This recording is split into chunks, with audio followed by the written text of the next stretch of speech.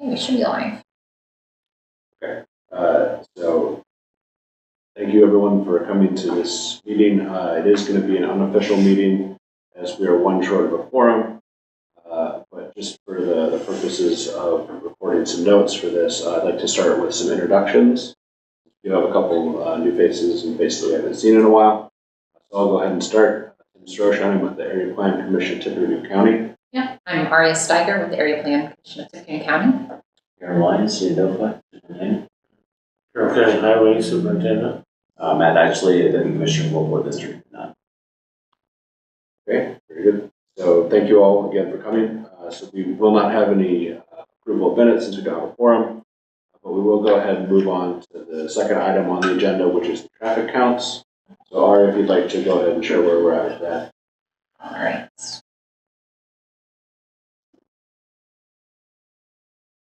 There we go. Okay, so traffic counts, just to recap real quick, we do them on a 3-year cycle, same locations generally. In Carroll County, we take about 65 counts each year. We can change up the locations, and we do based on, if we want information about a particular road project or an area or whatever. We've done CAFOs in the past recently. A big survey on those a couple years back now. So a particular interest has been Armory Road by the school. So we've been looking at those counts. We did 2 years, the same locations at Armory Road at 2 locations on either side of the school. So the counts for this year, calendar year 23, are still ongoing. They'll be done in 7 weeks, something like that. It'll be less than 7 weeks anyway, 5-something weeks. But I've already got the data for the Armory Road count, so I thought I would share that with everybody. So here I have Armory Road between 800 West and Masonic. You can see on the left here is 2022, and on the right is 2023. And basically, we've looked at the speeds of travelers on that road, because there's a lot of speeding outside the school, and there was it a hawk signal installed outside the school? Yeah. There was a signal. Yeah. Both ends. To hopefully slow down some people, at least during the school year. So you can see the comparison, 2022, no hawk signal, 23 with signals. You can see kind of the peak times. And vertically here are the speed bins. So, 15 miles per hour, 20 miles per hour, 25 miles per hour, etc. And you can see that, well, I guess maybe we should go to the percentage. It's a little bit more clear. You can see, how many people are going at what speed bins at what times. How many people are speeding. I think at 25 and above is speeding. So you can see in 2022 here, lots of people going above the speed limit there. And in 2023, it looks like there has been some good impacts. More people are going below the speed limit. So the hawk signal, according to this data, has made a change here at this Masonic Street, 800 Masonic intersection. I have the full data for all the counts as well.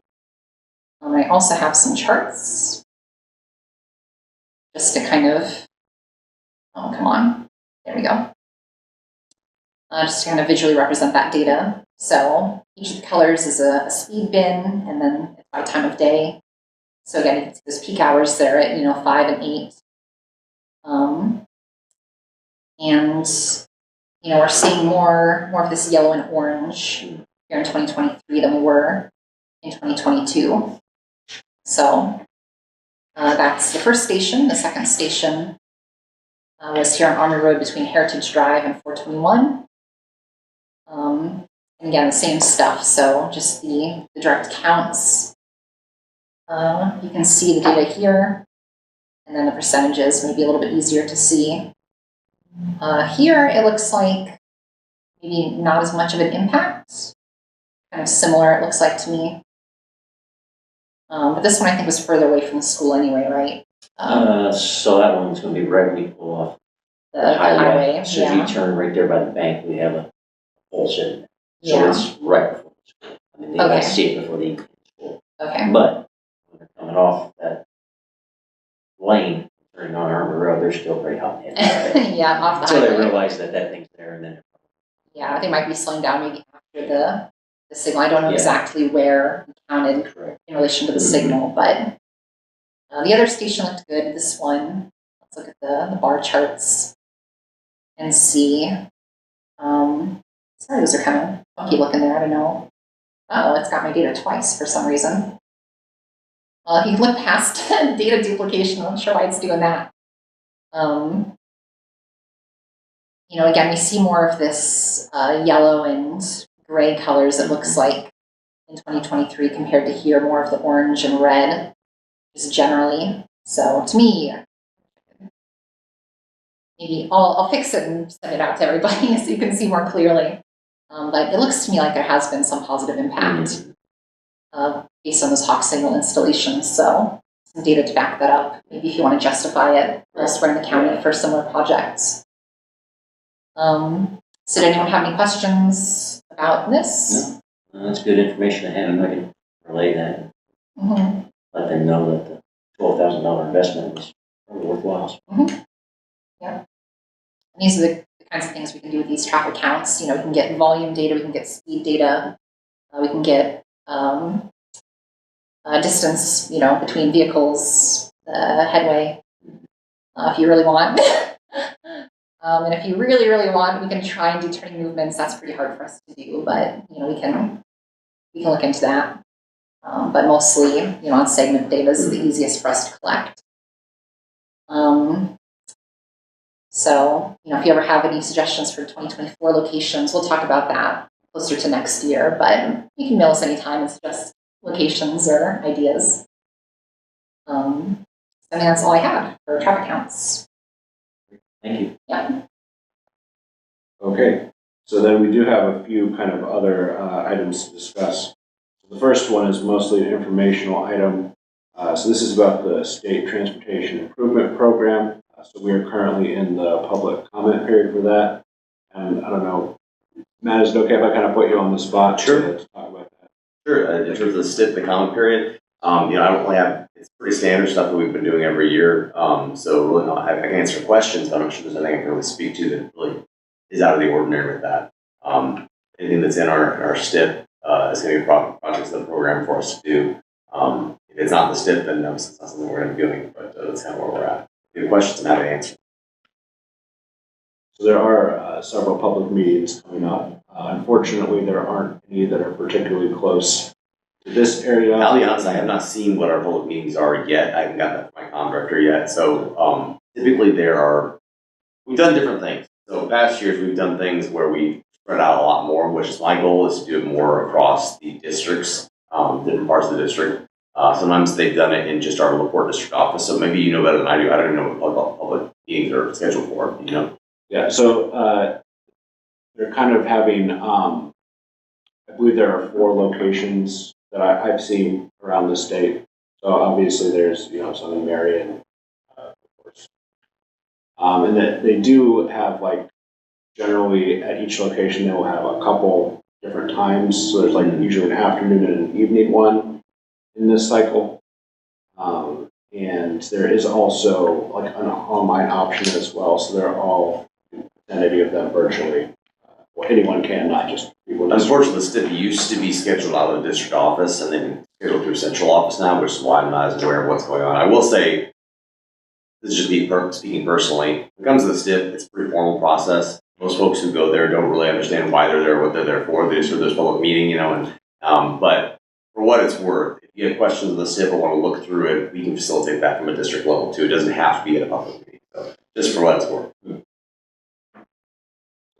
We did just want to mention that because that's something that we also track, of course, Tippecanoe County, because our stuff goes in there too. Sure. So something that's been on our radar that we wanted just to make sure people were aware of is something.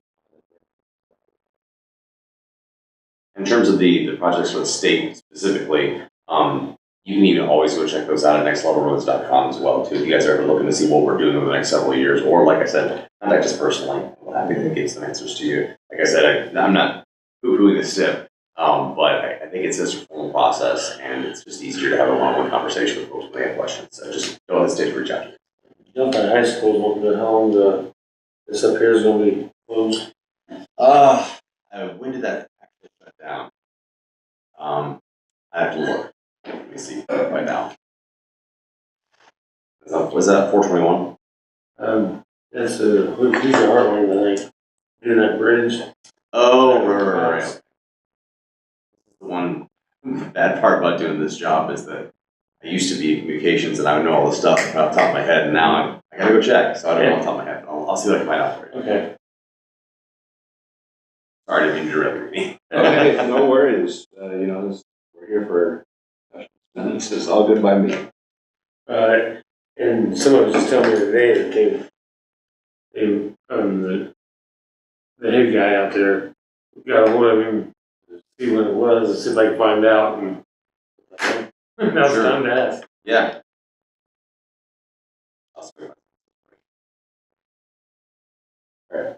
So then kind of our next discussion item is the Safe Streets for All, so specifically talking about the action plan.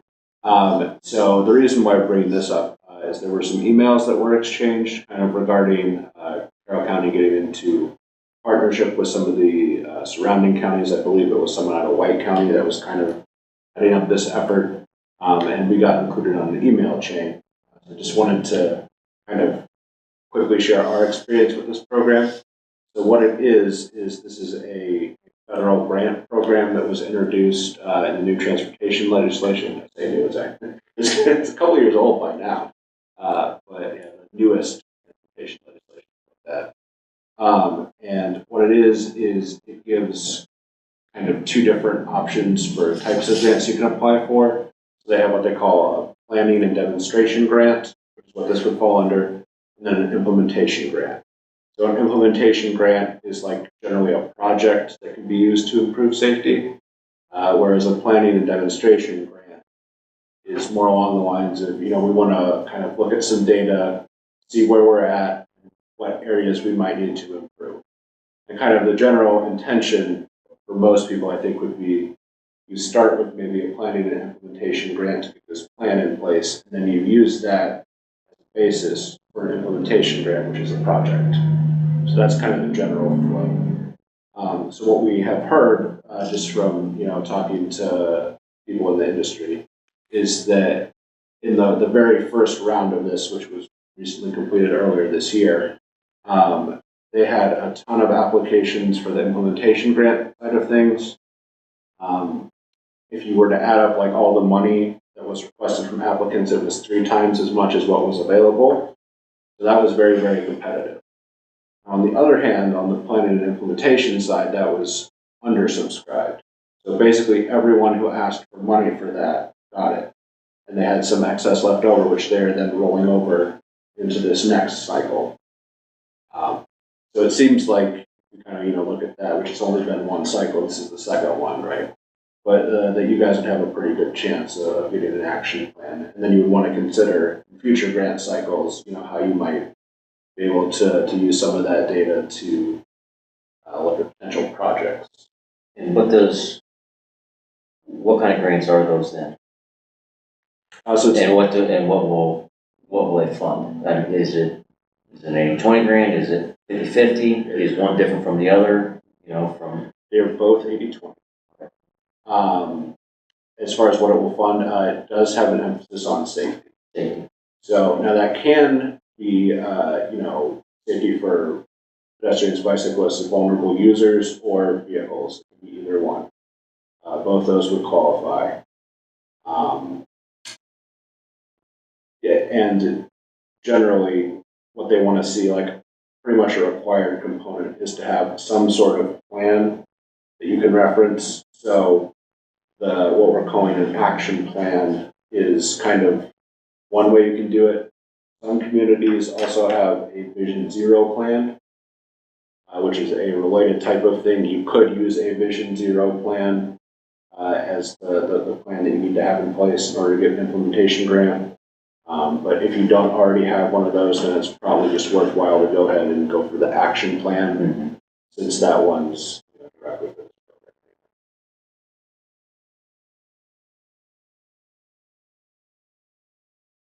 that cover your questions there? Yeah, I think so. Yeah, I was just envisioning what it would kind of, And you say it's for safety. Yes. So it doesn't necessarily just have to be, find the most fatalities and try to do something there, right? Like you can also look at injuries. I have heard as well that some communities are doing some analysis of near misses and using that as some justification for like, hey, this is actually an unsafe place, even though, we don't necessarily have fatalities per se. We have some data that we can use to back up the fact that there are near misses here, and therefore this is still dangerous. So that there are a few different ways you can approach it.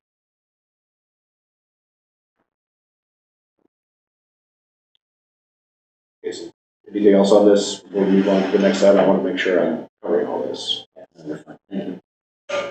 So then the next thing is meeting membership time and location. This is kind of a few items rolled into one.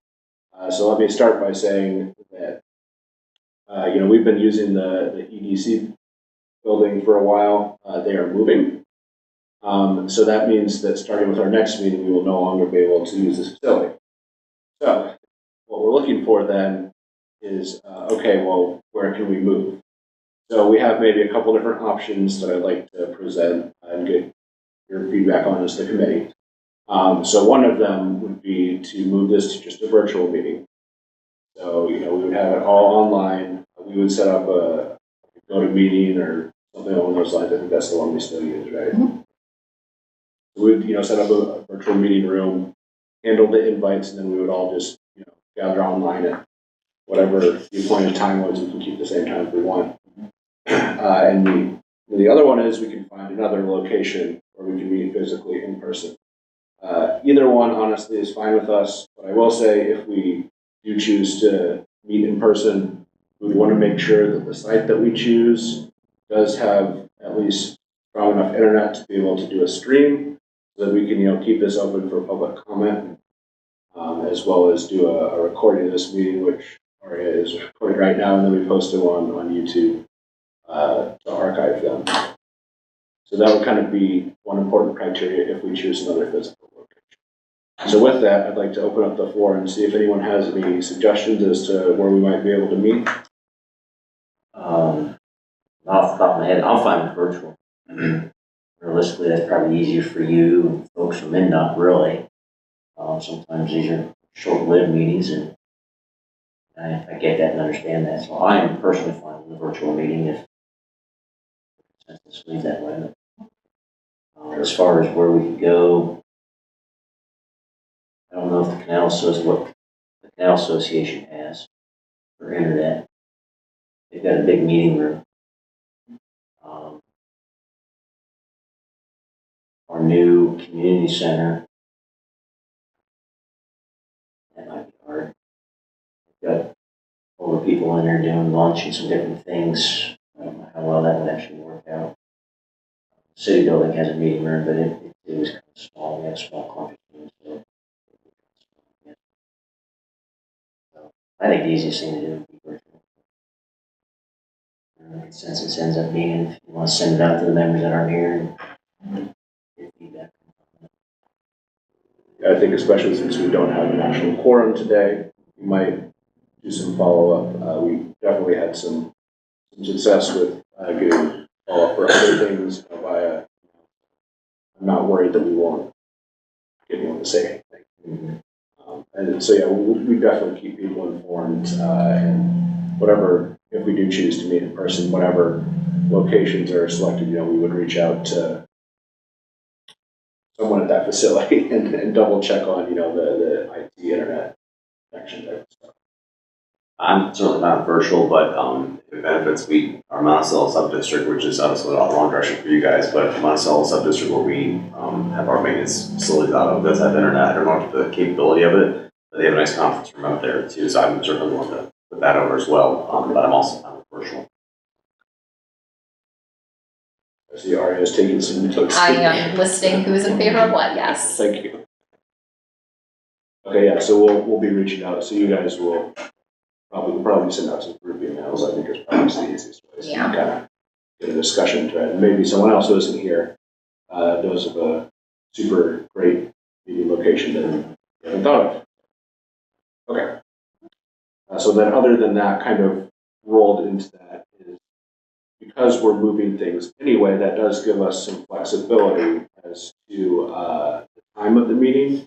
So if we want to move this to a different day of the week, that's fine. If we wanted to make this an evening meeting, that would be fine with us.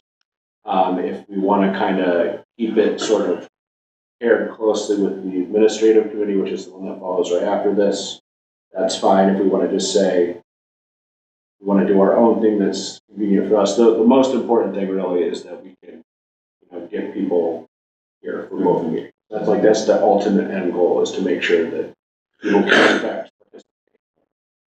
That's the goal of these meetings. So we are flexible on that as well. So that will be another item that we will be checking in on. So we do have these quarterly, just to remind everyone. So we will be keeping that part of the structure. But as far as what day of the week, so if you guys want to meet on like a Thursday night, that would be fine with us. If you want to meet on a Friday morning, we could probably do that. Whatever. No evenings. Yeah. Okay. Yeah, I'm tapping out on the. Yeah, I don't have a computer at home, and I have to go to the office to do it. Once I leave there, I don't really want to go back until the next day. I'm flexible, I'll do whatever. Time and day is fine for me here. Just for what it's worth too, I know up at the district office, we were making a renewed effort to make sure we're attending these meetings every time now. A lot of challenges we've had up in the district and getting it down here, so we'll make sure we get down here no matter what.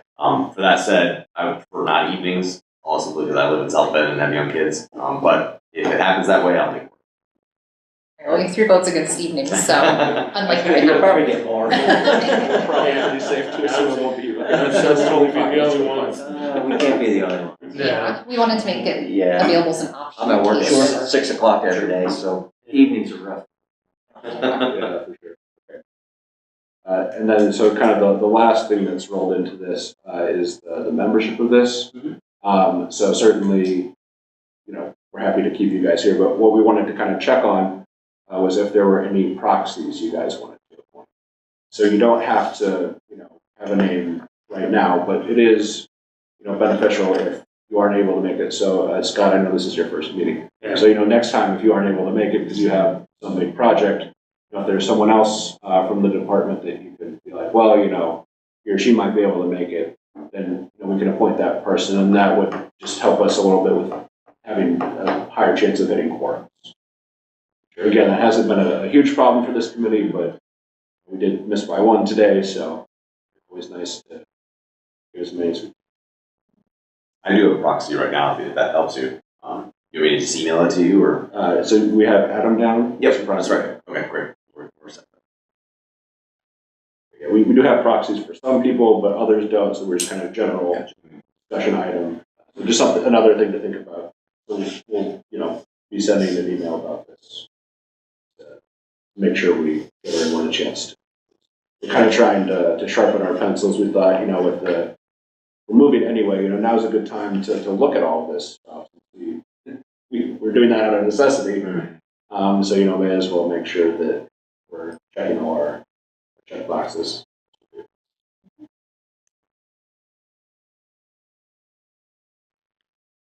Okay, so any further questions on this before we move on to our last item on the agenda? So then the last item is the 18-month letting list. So this is what we always pull from the system. So we did have a few bid lettings awarded. So we had one that was awarded to Reith Riley. This is a couple of small structure projects, small structure pipeline and HMA overlay minor structure. So that's one on State Road 18 and one on State Road 218. And then additionally, we had another project awarded to Milestone Contractors. So this was a small structure replacement, bridge replacement, and small structure maintenance and repair. So another bundle of projects. So one on State Road 218, one on US 421, one on State Road 9. So those are all listed in the packet that we sent out. which is also posted online as well, if you missed it. Had to do detours for those. So, Yep.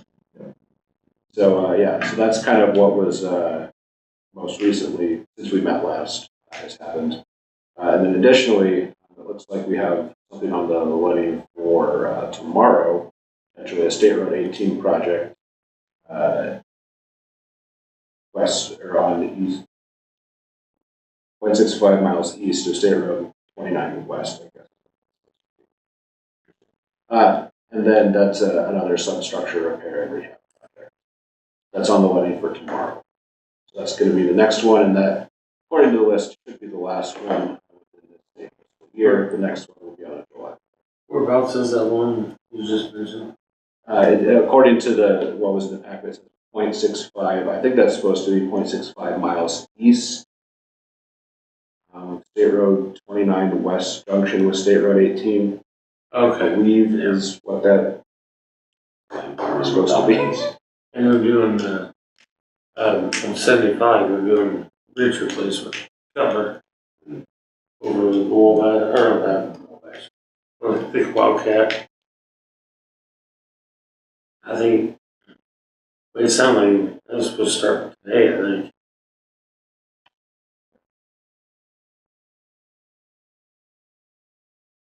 That's what they call them, that's for detours for us. So that is going to be, like I said, the last one within this fiscal year, according to the list that we opened up. Okay, so any questions on that? Well, with that, we will open up the floor for any further discussion that we may have missed. You guys have any other items that you want to bring before the committee for discussion? Unofficial discussion, I guess. Not this one, but anyway, maybe the next one. Okay. So then with that, we should be able to adjourn. So our next meeting is going to be August 8th, assuming we do in fact keep the same structure of the second Tuesday of the month. So we're due for August 8th. So stay tuned. There may be a selection. We move it to a different day of the week, but for now, at least August 8th. And location to be determined.